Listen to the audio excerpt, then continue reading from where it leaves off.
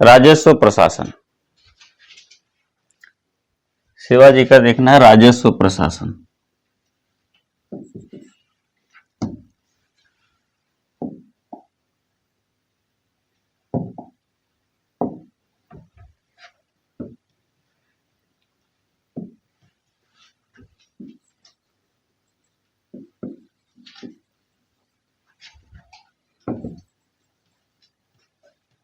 Administration, राजस्व प्रशासन। तो राजस्व का जो सिस्टम है कहीं ना कहीं से तो लिए होंगे। राजस्व सिस्टम कहां से संभावना है? मराठों का जो राजस्व प्रणाली है, जो रेवेन्यूएशन है इनका, किस पर बेस्ड हो सकती है? जहां से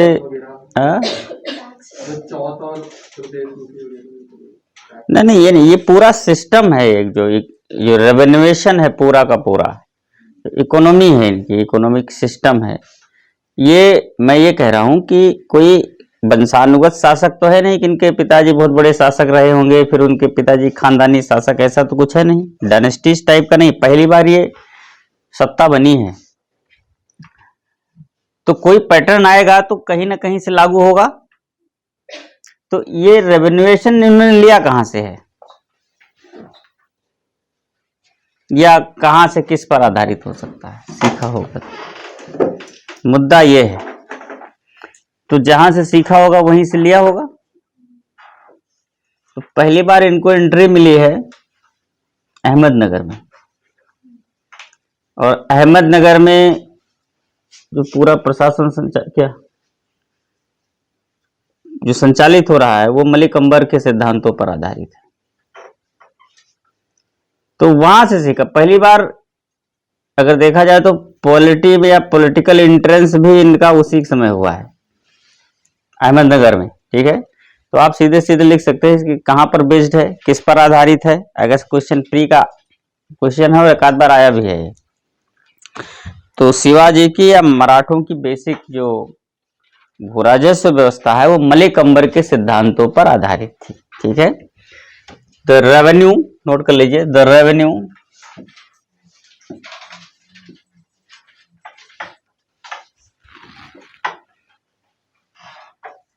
system of Shivaji was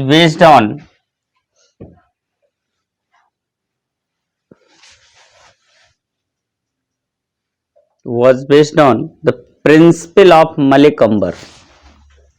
The principle of Malik Ambar, Malik Ambar के सिद्धांतों पर आधारित थी। मलिक अंबर के सिद्धांतों पर आधारित थी। इनकी आय का सबसे प्रमुख स्रोत भू राजस्व था। The main source of income of Maratha state was land revenue। ये भी क्वेश्चन है। ठीक है, प्री का सबसे ज्यादा कमाई कहां से? तो उसमें एक्चुअली काफी चर्चा में रहा है मराठों का ये चौथ और सरदेशमुखी। अगर चर्चा की बात करें तो चौथ और सरदेशमुखी ज्यादा पॉपुलर रहा है। क्यों रहा है? क्योंकि दूसरों से छीना जाता था, जबरदस्ती लिया जाता था, तो इसका हल्ला बहुत होता था, तो सबसे ज्यादा ये चर्चा में रहता था। तो इसके कारण एक कंफ्यूजन क्रिएट होता है कि सबसे ज्यादा इनकम यहां से हो रही होगी, लेकिन सबसे ज्यादा इनकम इनके अपनी निजी जो व्यवस्था होती है, जो परमानेंट आय का साधन होता है, सबसे ज्यादा आय जनरली होती ही वहीं से है। किसी भी राज्य की बात की जाए, केवल यहीं की बात नहीं है, ये कॉमन सेंस की बात है कि भू राजस्व किसी भी राज्य के आय के बारे में बात की जाए सबसे ज्यादा कहां से हो रही है, तो उसकी भू राजस्व व्यवस्था अगर ऑप्शन में है तो ये एक प्रकार से कहा जाए तो बिना पढ़े भी सत्य है। अगर आपने पढ़ा भी नहीं है तब भी यही ऑप्शन सही होगा कि जो प्रॉपर सिस्टम है इनकम का, उसी से सबसे ज्यादा आय हो सकती है। ठीक है, बाकी तो ऐसे ही है। तो सबसे ज्यादा इनकम कहां से होती थी? लैंड रेवेन्यू से होती थी। इसकी मात्रा 33 से 40% थी। It was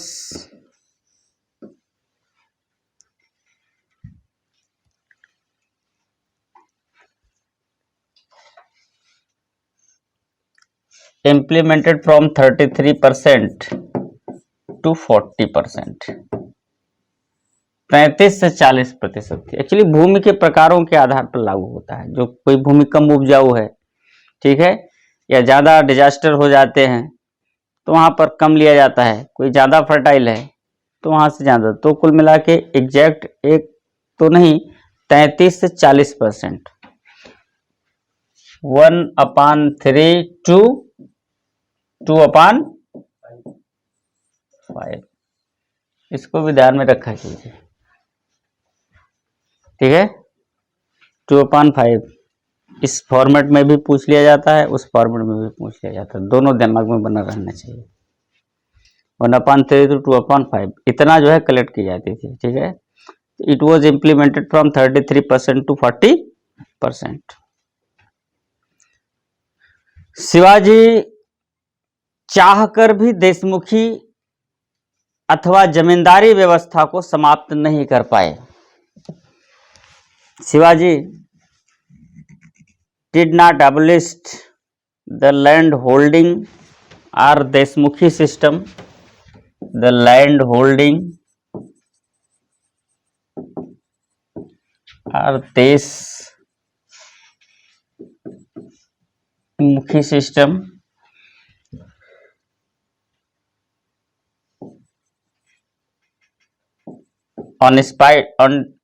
despite of his willingness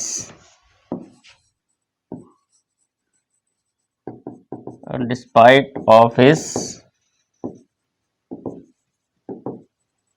willingness, चाह कर भी, on despite of his willingness, चाह कर भी देशमुखी या जमींदारी व्यवस्था को समाप्त नहीं कर पाए। ये क्या है? एक्चुअली मराठा राज्य जब स्थापित हुआ तो ये एक प्रकार का, इसको आप अरेंज स्टेट कह सकते हो, अरेंज किया हुआ, स्टैब्लिश कह सकते हो, बेसिकली स्टैब्लिश कह सकते हो। दूसरे के राज्यों से निकाल के एक भूमि खंड को इन्होंने मराठा राज्य स्थापित किया, ठीक है। कब्जे वाला राज्य कह सकते हो, है ना, डेफिनेटली आप यही कह सकते हो। तो जो बेसिक इनका जो एडमिनिस्ट्रेटिव स्ट्रक्चर है वो देशमुखी व्यवस्था पर आधारित है, कि जो छोटे छोटे जमींदार, जैसे जो जितना राज्य है, भू राज्य क्षेत्र है, तो जितने बड़े जमींदार है, अब इसको अगर आप इकोनॉमिक डिवीजन कर लीजिए तो जमींदारों या देशमुखों में बांट सकते हैं। पूरी रेवेन्यू लैंड कितनी है पूरी, ठीक है, फिर वो किसके किसके अंडर में है। तो उस समय जमींदारी व्यवस्था चल रही थी, है ना।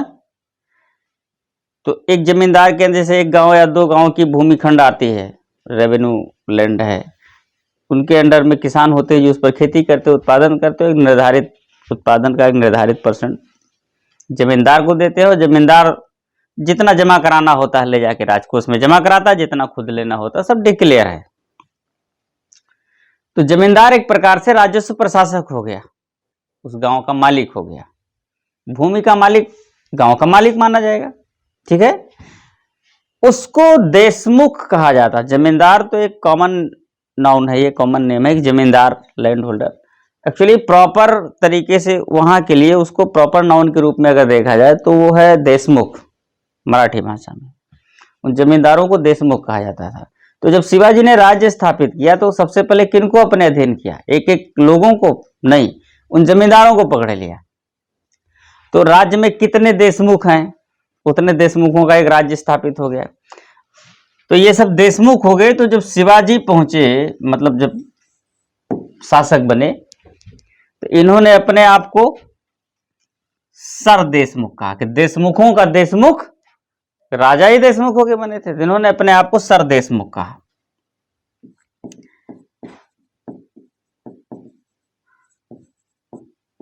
और इसके लिए इन सब से क्या निर्धारित किए? जितनी इनकम इनके फील्ड से हो रही उसका 10% लेते थे, ठीक है। तो ये देशमुखों का देशमुख, सर देशमुख। तो इसके बाद जब प्रॉपर यहाँ का राज हो गया तो ये पूरी जो भूमि है ये एक प्रकार की राज्य की भूमि हो गई, तो ये खत्म हो जाना चाहिए। इस पर 33 से 40% उन्होंने इम्प्लीमेंट किया, है ना, ये खत्म हो जाना चाहिए ये। लेकिन राजस्व तो इन्होंने 33 to 40% इम्प्लीमेंट कर दिया, लेकिन पूरी तरीके से इन देशमुखों को समाप्त नहीं कर पाए। कहीं ना कहीं से देशमुख अभी भी चल रहे थे, जमींदारी व्यवस्था अभी भी चल रही थी। ये प्रॉपर जो देशमुखी है ना, ये अगल बगल के स्टेट्स के लिए होती थी, अगल बगल के राज्य और राज्य क्षेत्र के होती थी, कि जैसे बगल के पड़ोसी राज्य के पर्टिकुलर क्षेत्र को जीता गया एक देशमुख, ठीक है, तो वहां से 10% ले लिया जाता था। सरदेशमुखी के नाम पर अगर ले लिया जाएगा तो एक प्रकार से इसके अधीन का भू राजस्व क्षेत्र हो जाएगा, क्योंकि ये सरदेशमुख है, वो देशमुख हो गए, देशमुख के दायरे में ला दिया गया। तो 10% सरदेशमुखी जिसको भी देना होगा वो एक प्रकार से उनके भू राजस्व क्षेत्र के भीतर का हिस्सा हो जाएगा, मतलब under the Maratha administration, under the Maratha administration उसको कंसीडर किया जाएगा, ठीक है। तो सरदेशमुखी मराठा एडमिनिस्ट्रेशन के विस्तार के रूप में देखा जाता है, और एक होता है जो भी आएगा हम उस पर चर्चा कर लेंगे, ठीक है। तो ये अपने जो निजी इनका भूभाग है, जितना क्या कहते हैं, मराठा राज्य क्षेत्र है, मराठा राज्य का जितना विस्तार है, वहां से सरदेशमुखी समाप्त करना चाहते थे, बट कर नहीं पाए, क्योंकि कहीं ना कहीं से इन लोगों का भी अपना एक पोजीशन है, और उस पोजीशन को बनाए रखने के लिए इन लोगों का भी डायरेक्ट एबोलिश तो कर नहीं सकते, तो बनाए रखना पड़ा, ठीक है। तो जमींदारी व्यवस्था भी चलती थी एक्चुअली, और जितना मराठा राज्य का भू राजस्व क्षेत्र था, 30 to 40% उनसे वसूल भी किया जाता था, दोनों चीजें। तो कभी भी क्वेश्चन अगर इस नेचर में, इस रूप में आए कि जमींदारी व्यवस्था को मराठा प्रशासन सपोर्ट करता था, सपोर्ट तो नहीं करता था, तो क्या जमींदार नहीं थे, सपोर्ट नहीं करता था फिर भी थे, इसी को तो चाह कर भी हटा नहीं पाए। क्लियर? ये तो जमींदारी व्यवस्था को समाप्त नहीं कर पाए, हो गया। और ना ही जागीरें देना बंद किए,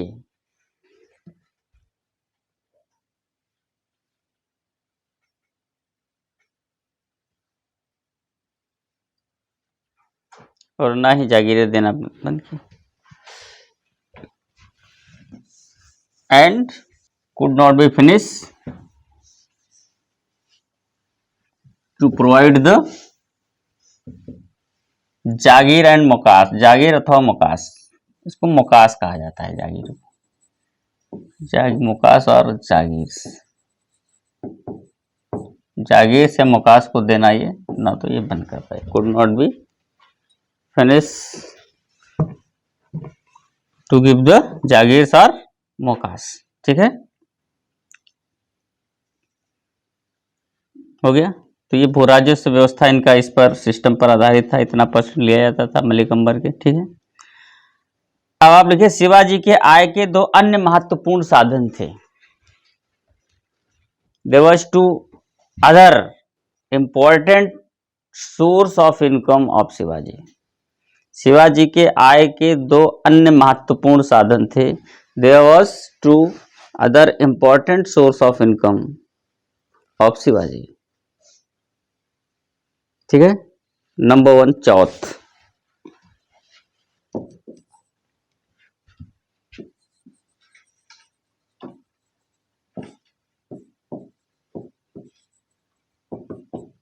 चौथ,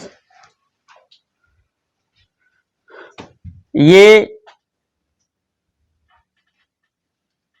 पड़ोसी राज्य पर, उन पड़ोसी राज्य से लिया जाता था, उन पर आक्रमण ना करने के बदले में, मतलब पड़ोसी राज्य हो या कोई दूसरा राज्य हो, ठीक है, this is taken from the other states, ऐसा लिखिए, पड़ोसी ही ना लिखिए, क्योंकि इनका आक्रमण तो कहीं भी हो सकता था।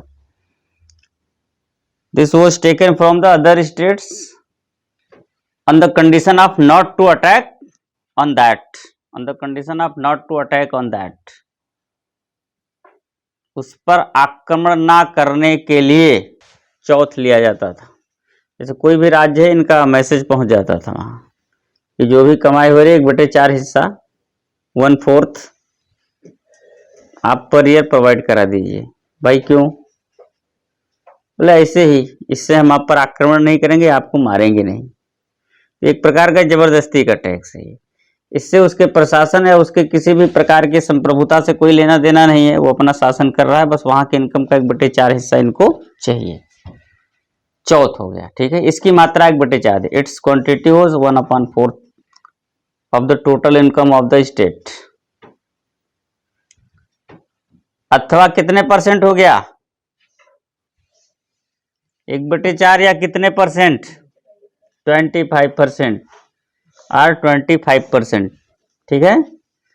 दिस इज कॉल्ड चौथ, जिसे चौथ कहा जाता था, ठीक है। दूसरा जो बड़ा टैक्स है इनका वो है सरदेशमुखी, जिसके बारे में हमें सरदेशमुखी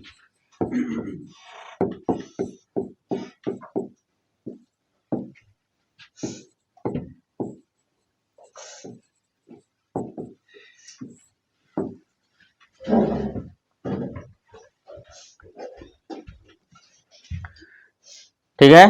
मराठा साम्राज्य देशमुखों में विभाजित था। साम्राज्य शब्द इसलिए प्रयोग कर रहे हैं, राज्य और साम्राज्य है, दोनों में डिफरेंस है, थोड़ा सा डिफरेंस है। क्या डिफरेंस है? एक होता है राज्य, एक होता है साम्राज्य। एक होता है स्टेट, एक होता है वो साम्राज्य को क्या कहते हैं? एम्पायर। मराठा साम्राज्य देशमुखों में विभाजित था। एम्पायर जानते हो किसको कहते हैं? जब दूसरे राज्यों को, दूसरे राज्य के क्षेत्रों को जीत जीत कर अपने राज्य में मिलाया जाए और उसको बनाया जाए, अपना स्टेट बनाया जाए, दूसरे राज्यों पर कब्जा कर करके अपना राज्य बनाया जाए, तो उस राज्य को साम्राज्य कहते हैं। साम्राज्य एक्चुअली इसको कहते हैं इंपेरियलिज्म, साम्राज्यवाद। साम्राज्यवाद एक्चुअली पॉलिटिकल थीम है और नेगेटिव पॉइंट ऑफ व्यू से लिया जाता है। इसका नेगेटिव भाव है, नकारात्मक शब्द है ये, क्योंकि किसी राज्य पर कब्जा करना पॉजिटिव बात नहीं है, नेगेटिव बात है, ठीक है। तो साम्राज्यवाद जो है वो खैर दूसरा भाव है, बट साम्राज्य उसी को कहते हैं जब राज्य का निर्माण दूसरे राज्यों पर कब्जा करके किया जाए, जैसे साम्राज्य, और फिर उसी प्रकार से उसका विस्तार किया जाए, साम्राज्यवाद हो गया, वो एम्पायरिज्म हो गया, ठीक है। तो मराठा साम्राज्य कहने का मतलब मेरा सारी चीजें आ गई कि जिस प्रकार से लोगों को जीत जीत कर इन्होंने अपना राज्य बनाया था। तो मराठा साम्राज्य देशमुखों में विभाजित था, दैट्स इट, क्लियर, ठीक है। The Maratha empire was divided in the Deshmukhs, divided in the Deshmukhs और अथवा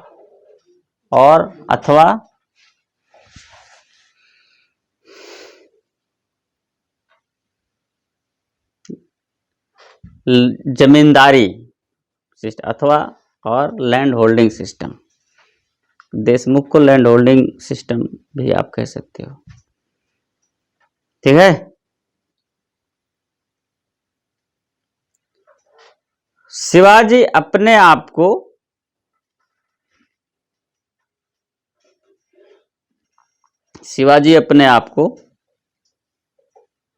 सर देशमुख कहते थे। देशमुखों का देशमुख, सर देशमुख, इनके शासक के रूप में। Shivaji called himself as Sardeshmukh as the ruler of those, as the ruler of those. Shivaji अपने आप को सर देशमुख कहते, called himself as Sardeshmukh as the ruler of those. उनके शासक के रूप में अपने आप को सर देशमुख कहते थे, ठीक है। And collected 10% of total income of Deshmukh, collected 10% और 1/10, और कलेक्टेड 10% और 1/10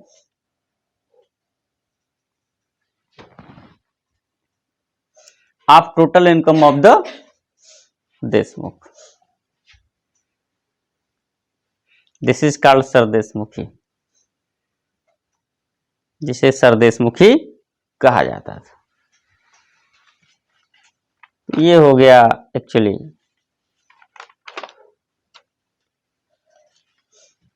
प्रशासन शिवाजी का। राजस्व प्रशासन हो गया और सामान्य प्रशासन। ठीक है,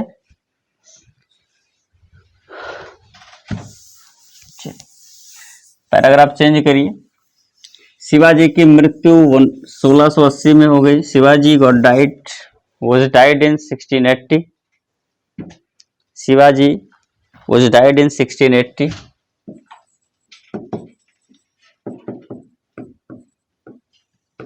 सोलह सौ अस्सी में हो गए। अपने उत्तराधिकारी के रूप में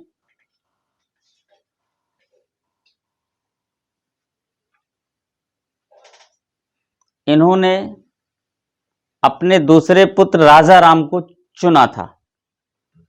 He elected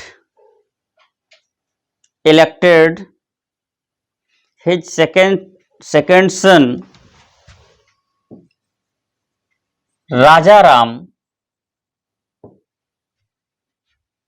as his successor.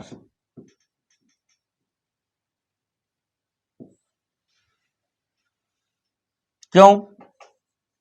क्योंकि बिकॉज इनके बड़े पुत्र संभाजी से इनकी बैठती नहीं थी। बिकॉज क्योंकि इनके बड़े पुत्र संभाजी से इनकी बैठती नहीं थी। Because there did not a good relation with his, ये लिखा जाएगा ना, there did not a good relation with his elder son mister Sambhaji. तो मिस्टर लिखने की कोई जरूरत नहीं, संभाजी लिख दो। ठीक है, संभाजी से इनके रिलेशन बहुत अच्छे नहीं थे। ठीक है, वो बड़े, भाई ये क्वेश्चन बनता ना, वो राजा राम इनके दूसरे पुत्र थे, छोटे थे, उनको उन्होंने इलेक्ट किया एज ए सक्सेसर, और बड़े पुत्र जिनका अधिकार बनता था उनको नहीं किया, तो दोनों में बैठती नहीं थी, इसलिए उद्दंड टाइप के थे। तो मुद्दा यह था कि संभाजी को पन्हाला के किले में कैद कर रखा था, इवन जेल में भी डाल रखा था संभाजी को, ये स्थिति थी। लेकिन but after Shivaji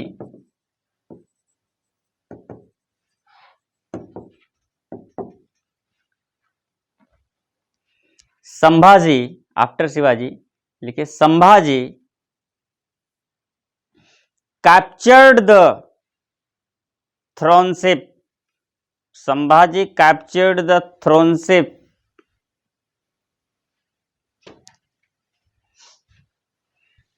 with the help of a Brahmin named Kavikalash. एक ब्राह्मण कबिकलस के मदद से इन्होंने थ्रोनशिप पर कब्जा कर लिया। अच्छा, राजा राम बेचारे छोटे थे तो उन्होंने कहा जाओ कोई बात नहीं तुम ही कर लो, तो उन्होंने मतलब खास कोई प्रोटेस्ट किया नहीं। ठीक है, ये हुआ। तो शिवाजी के बाद शासक कौन बना? संभाजी, लेकिन अपॉइंटेड कौन था? राजा राम। ये दो अलग अलग बातें, इसलिए मैंने लिखा ही है। शिवाजी के उत्तराधिकारी के रूप में कौन नियुक्त हुआ था, क्वेश्चन ये है। फिर आप जल्दबाजी में अगर संभाजी करके आए तो गलत हो जाएगा, राजा राम होगा। उत्तराधिकारी हुआ कौन? फिर अगर आप राजा राम करके आएंगे तो गलत हो जाएगा, फिर संभाजी करना पड़ेगा। ठीक है, ये थोड़ी सी बारीकी है यहां समझना, इसीलिए मैंने इसको लिखा है, बाकी इसका कोई रोल है नहीं, इतने रोल है। ठीक है, तो अब आ जाइए थोड़ा संभाजी पर।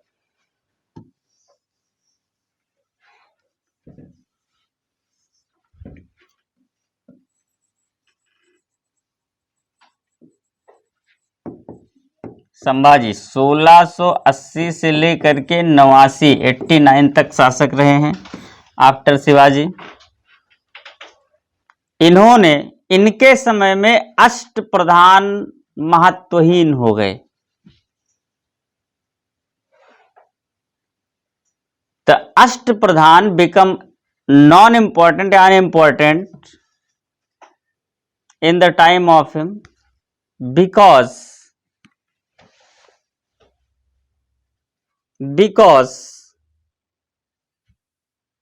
he believed Kavi Kalas at the place of Ashtapradhan, because he believed Kavi Kalas at the place of Ashtapradhan, क्योंकि इन्होंने अष्टप्रधानों के स्थान पर कवि कलश पर विश्वास किया।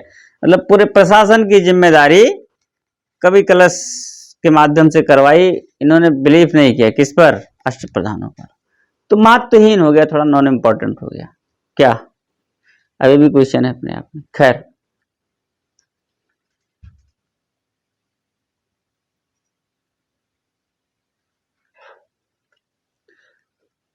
मुगल सेनापति मुकर्रब खान ने संभाजी और कवि कलश दोनों को पकड़ लिया।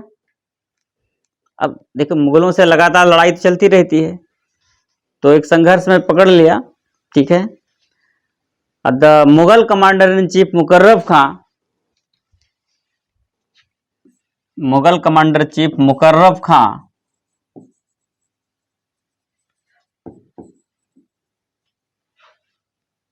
कैप्चर्ड लिखेंगे, हाँ ठीक है, कैप्चर्ड संभाजी एंड कवि कलश बूथ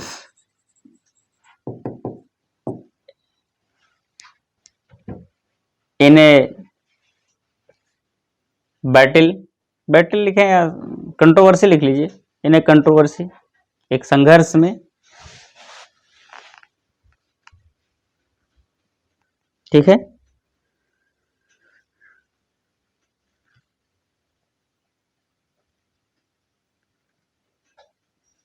एंड किल्ड देम, और उनकी हत्या कर दी। एंड किल्ड देम, दोनों को मार दिया था। संभाजी के पुत्र साहू जी को गिरफ्तार कर लिया गया। And the son of Sambhaji, Sahu ji, the son of Sambhaji,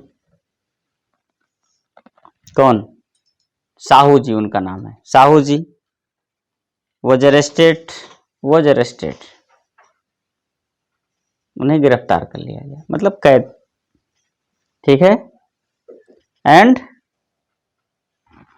arrested लिखो, एंड क्या उसमें, गिरफ्तार कर लिया तो जेल ही जाएंगे, ठीक है।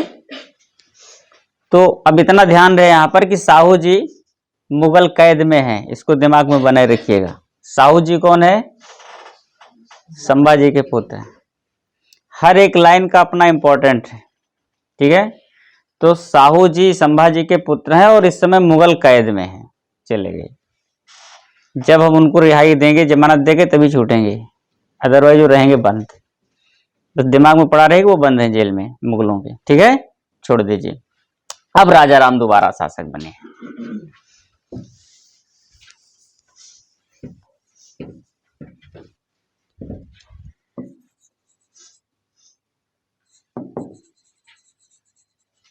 (1789 to 1700) इन्होंने अपनी राजधानी सतारा बनाई। ही established 16 है शायद, है ना, 16 है भाई।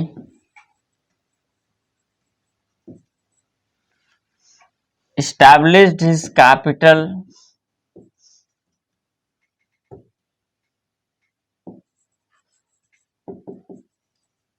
सतारा,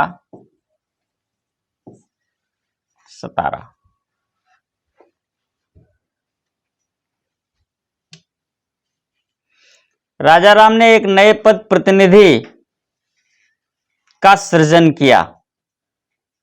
राजा राम, सृजन का क्या मतलब है, सृजन किया, सृजन ये अच्छे हिंदी शब्द है, जरा बताइए जरा, सृजन से क्या लेना देना है अर्थ के भाव में? सृजन किया,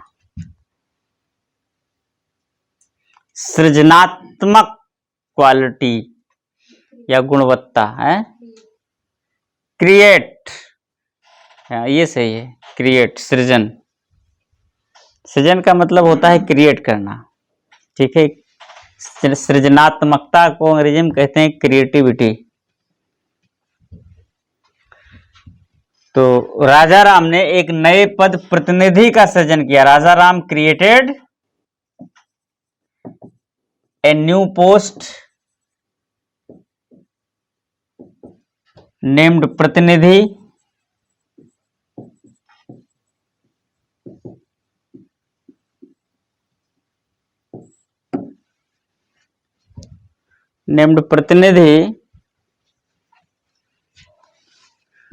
who was equivalent to Peshwa, जो पेशवा के equivalent था, समान था, who was equivalent to Peshwa.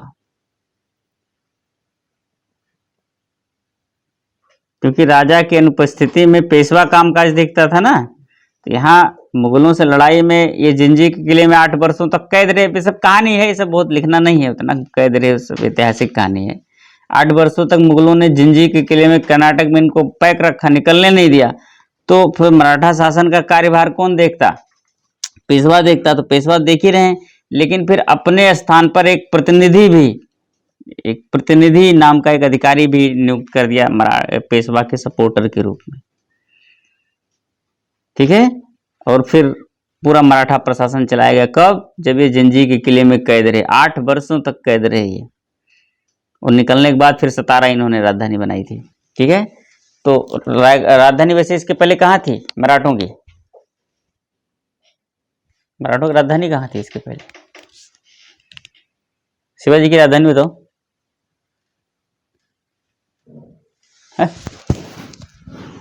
नहीं बताया?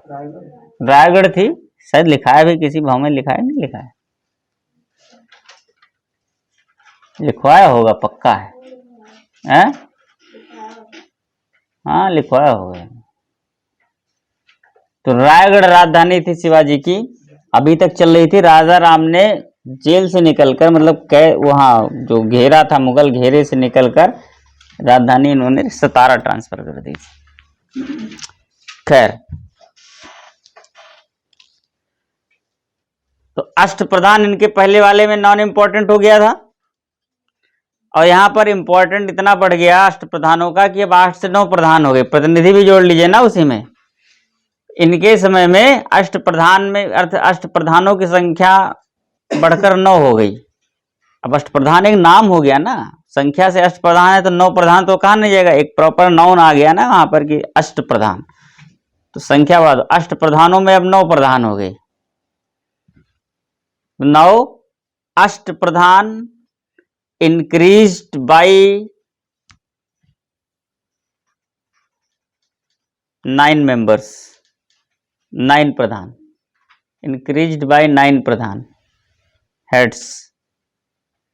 चलिए खैर, इनके बाद इनकी विधवा ताराबाई ने शासन संभाला। After him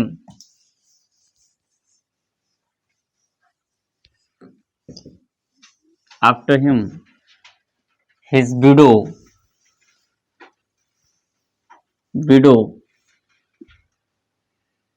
Tarabai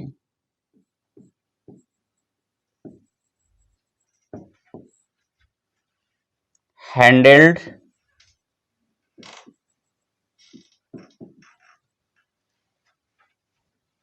the Maratha rule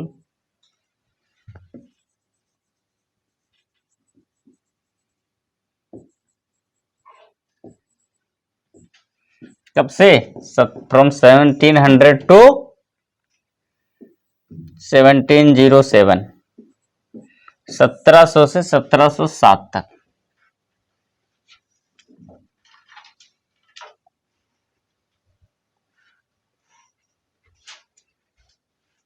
by the name of his son Shivaji II,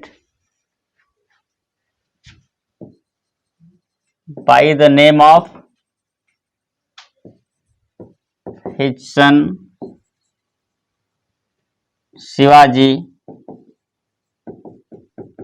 second, अपने पुत्र शिवाजी द्वितीय के नाम से इन्होंने शासन संभाला है।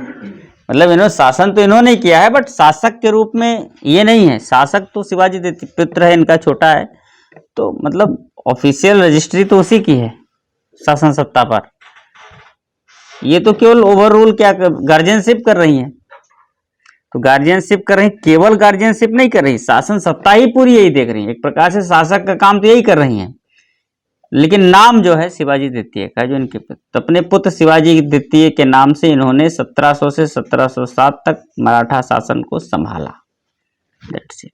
ठीक है, 1707 की एक बड़ी घटना बताइए। बड़ी घटना हिंदुस्तान की, औरंगजेब की मृत्यु हो गई। ये हिंदुस्तान की बड़ी घटना है। ठीक है, तो 1707 में औरंगजेब की मृत्यु हो गई। उधर उत्तराधिकार का मामला चला, तो वो सब आपको मैंने पढ़ाया ही है, उससे यहाँ कोई लेना देना नहीं है। लेना देना सिर्फ इतना, 1707 में औरंगजेब के मृत्यु के बाद उसके पुत्र आजम ने, क्योंकि आजम उसके साथ ही रहता था, उसके पुत्र आजम ने एक कॉन्स्पिरेसी किया मराठों को पराजित करने के लिए। वो पहले से गिरफ्तार थे, साहू संभाजी के पुत्र थे। उसको भड़काया कि यार उत्तराधिकारी तुम हो, शासन कर रहे हैं, उनकी विधवा राजा राम की, उनके पुत्र शिवाजी द्वितीय शासन कर रहे हैं, शासन सत्ता तुम्हारी होनी चाहिए, तो मैं तुमको कैद से छोड़ रहा हूं, जाओ अपनी सत्ता छीनो। वो लड़ा करके मराठों को कमजोर करने के लिए क्या किया, औरंगजेब के पुत्र आजम ने साहू को छोड़ दिया, रिलीज कर दिया। और साहू ने वहीं दक्षिण के एक ब्राह्मण जिनका नाम था बालाजी विश्वनाथ, उसके साथ आए और एक युद्ध में ताराबाई को पराजित कर दिया और सत्ता को कैप्चर कर लिया। तो साहू जी यहाँ निकल के आ रहे, अभी रिलीज हो रहे हैं यहाँ पर। ठीक है, इस चीज को आप मेंशन कर लीजिए। 1707 में औरंगजेब के मृत्यु के बाद उसके पुत्र आजम ने साहू जी को कैद से मुक्त कर दिया। After the death of Aurangzeb in 1707, after the death of Aurangzeb in 1707,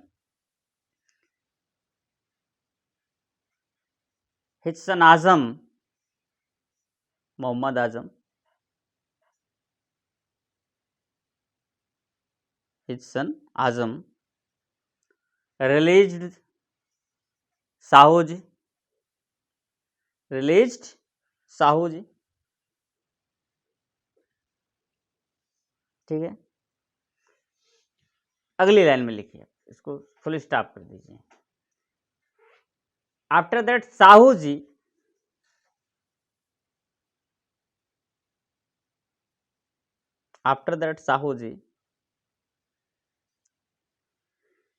defeated to Tarabai in the battle of Khed, defeated to Tarabai in the battle of Khed, Khed, Khed, in 1707 with the help of